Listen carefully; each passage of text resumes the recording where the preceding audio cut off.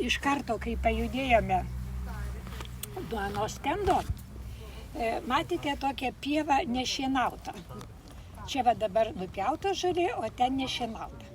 Tai mes bandėme atsiliepti į tą tvarę ekologiją, kad būtų ne visur šienaujamos pievos, kad jos išliktų natūralios, kad saugotų tiek augalus, tiek gyvius, tiek vabalus, tiek visą kitą gyvastį šioje žemėje, kuri mums yra reikalinga.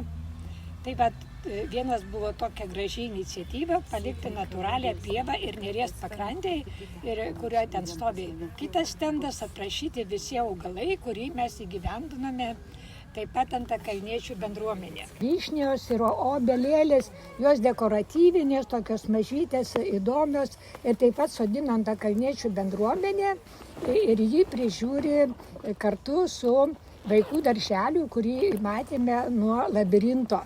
Tai yra taip pat tokia graži iniciatyva. Tai tikimės, kad mūsų pasodinti Neries pakrantėje šitie visi medeliai pridygs ir ilgai ir užaugs, ir tie vaikučiai kartu užaugs su tais medeliais ir džiugins kitas kartas.